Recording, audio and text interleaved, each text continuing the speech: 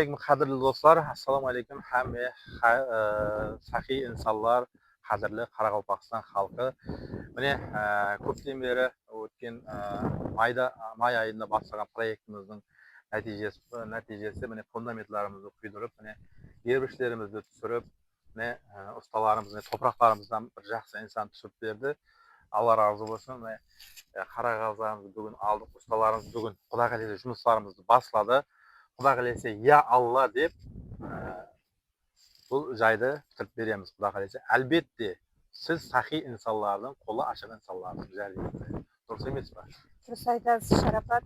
Мінекей бүгін осы Нилюбар қызымыз үшін салынып отырған жайдың басына келіп тұрмыз. Ұсталардан қабір алайық, армасын айтайық деген ниетпенен келіп тұрмыз.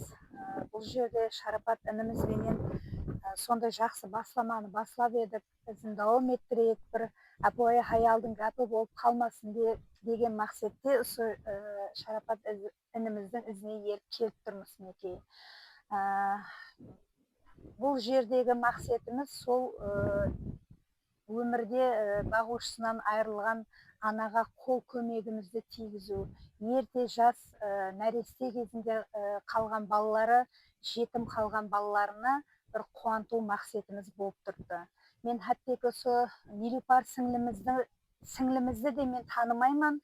Көрген адам емеспен, сонша келіп жатырмыз, бірақ ұшырасу. Хаттегі мен де танымайсыз. Нәсіп етпеді, еш ұшыраса алмай жатырмыз. Сонда да мақсатымыз бұл жерде сол жетім жесірлерге қол көмегімізді тигізу болып тұрды.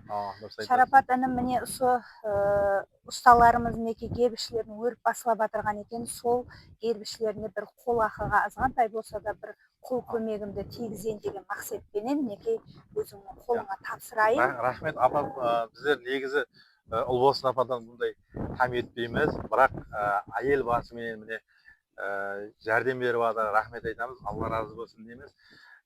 Сол қатарда міне Ұлбосын апа Қазбек нелер болмағанда мен арқамнан деп итеріп басла демегенде мүмкін бұл қалып кетер ме еді, просто бір гәп болып қалып кетер ме еді деймін. Арқамнан итеріп жәрдем қылып жатыр. Рахмет, Алла разы болсын. Басқа да инсанларға да рахмет. Мысалы үшін атын айтпа деген инсанлар бар, жәрдем беріп жатыр. Алла разы болсын. Семетін әперіп жатыр, құмынан түсіріп кетіп жатыр, командирлер үндемей, айтпай. Мысалы үшін соны жүктеп берген ағаларымызға да рахмет, погрузчиклерімізге. Және бір погрузчик жүклеп біреуін жүклеп беремін, КамАЗды жіберсең болды деп жатыр погрузчиклер. Рахмет, Алла разы болсын.